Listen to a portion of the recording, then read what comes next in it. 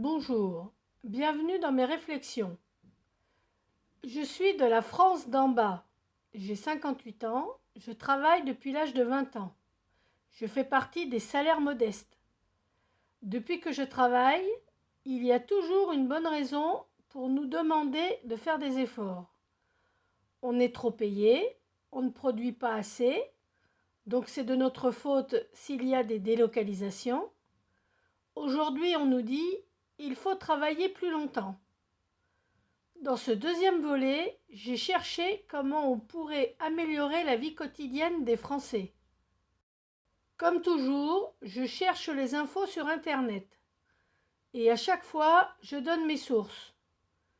Je suis partie des exemples de communes qui cherchent d'autres solutions. La question du jour est: la vie est chère. Comment la faire baisser? Je propose le service d'utilité commune. C'est quoi le principe? L'entraide mise au rang de système économique. On demande à chaque habitant majeur de participer 1 heure par jour à ce service, sur des activités d'utilité commune. La population visée est celle qui gagne moins de 2 000 € par mois, qui représente 71% des adultes en France, mais ça concerne tout le monde. Cette activité d'1 heure par jour peut être réalisée dans des jardins partagés, dans une coopérative d'élevage de poules et de lapins et en collaboration avec une exploitation laitière. Ces activités mises en place sur la commune permettraient de recevoir en échange une alimentation locale. Pour concrétiser ce système, prenons un exemple. Sur une commune de 3 000 habitants, si on enlève les plus jeunes et les plus vieux, on peut estimer au minimum à 1 500 personnes l'effectif disponible pour participer à cette activité d'utilité commune. Concernant le maraîchage, en prenant la vidéo de Mouansartou comme référence, en Mouansartou, 3 agriculteurs cultivent une 50aine de variétés de légumes sur 6 hectares et récoltent 25 tonnes par an pour fournir 1 500 repas par jour à la cantine. Pour 3 000 habitants, il faudrait 12 hectares, l'emploi de 6 agriculteurs pour gérer ces cultures. Donc en premier, le maraîchage. Pour produire l'alimentation d'un village de 3 000 habitants, dans le cadre d'un service d'utilité commune, les 1 500 personnes disponibles seront dirigées vers 3 pôles de production de la coopérative. Par pôle d'activité, 500 personnes qui viennent aider 1 heure par jour suffirait, ce qui équivaudrait à 71 temps plein. Les personnes âgées ou en mobilité réduite peuvent participer en aidant par exemple à préparer les semis ou en préparant les légumes récoltés. Deuxième pôle, l'élevage. On peut diriger à nouveau 500 autres personnes pour associer un élevage de poules et de lapins qui fournirait les œufs et des apports carnés. Troisième pôle, une exploitation laitière. Le dernier effectif de 500 personnes apporterait le lait et ses dérivés, le beurre, la crème, les yaourts, et voilà le village autonome dans ses besoins alimentaires. Qui dit vache, dit lait. Une exploitation de 95 vaches laitières produit 825 000 litres de lait par an. La yaourterie en container transforme 50 000 litres de lait par an pour 400 000 pots de yaourt. Et qui dit vache dit méthanisation. Le fumier peut fournir du gaz et de l'électricité. En ajoutant un méthaniseur pour les boues de la station d'épuration et les poubelles, la commune peut être autonome en énergie. Si toutes les conditions sont réunies, les habitants, en participant 1 heure par jour, assurent leur autonomie dans une alimentation bio et locale et dans leurs besoins énergétiques et allègent d'autant les charges de leur budget. Imagine, tu participes 1 heure par jour et tu enlèves l'alimentation de ton budget et tu réduis le gaz et l'électricité. Et là commence l'avenir. Condition essentielle. Passer à 4 heures de travail par jour. Diviser le temps de travail par 2 en divisant le salaire par 2.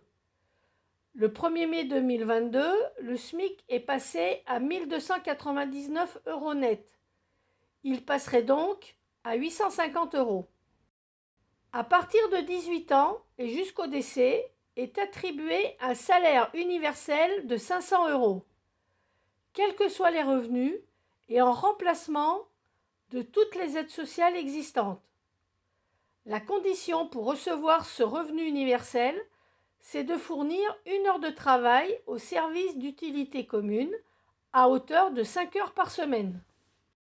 Le service d'utilité commune permet de fournir une alimentation bio et locale à la population, d'agir aussi dans une unité de méthanisation qui fournirait du gaz et de l'électricité pour que le village soit autonome.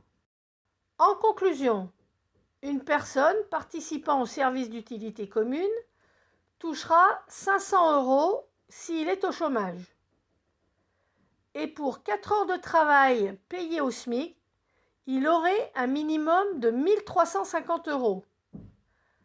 850 € de salaire plus les 500 € du salaire universel. Son budget sera allégé de l'alimentation, de l'électricité et du chauffage, en contrepartie d'1 heure d'utilité commune. Côté employeur, cela ne change rien.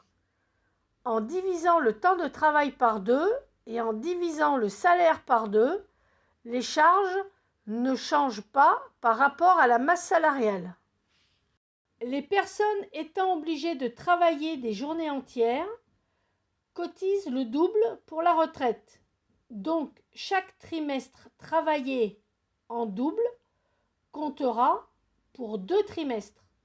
Elles pourront bénéficier d'une retraite à taux plein plus tôt.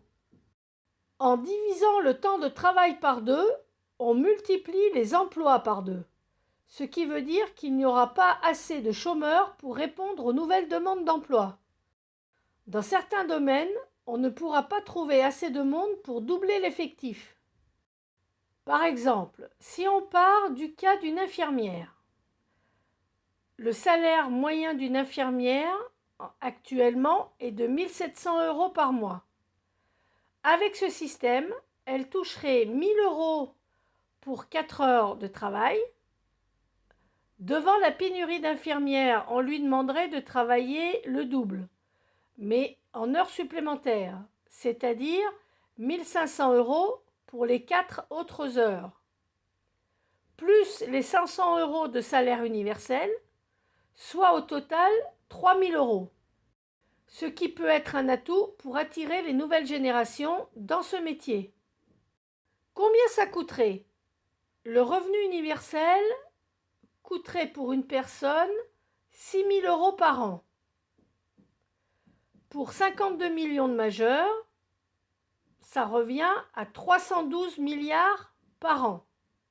Rappel, en 2020, les dépenses de protection sociale ont augmenté pour atteindre 918 milliards d'euros. Si on enlève les 312 milliards du revenu universel, on fait 606 milliards d'économies par an.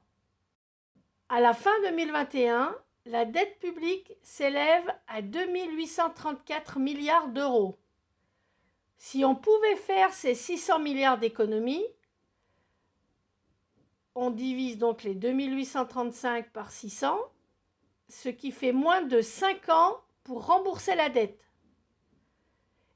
Et même si on ne faisait que 200 milliards d'économies sur les 600 possibles, La dette serait payée en 15 ans. Le budget actuel de l'hôpital public est de 83 milliards avant Covid. Avec une hausse de 8%, le budget du ministère de la Justice atteint un peu plus de 10 milliards d'euros en 2022. Le budget du ministère de l'Intérieur progresse jusqu'à 21 milliards.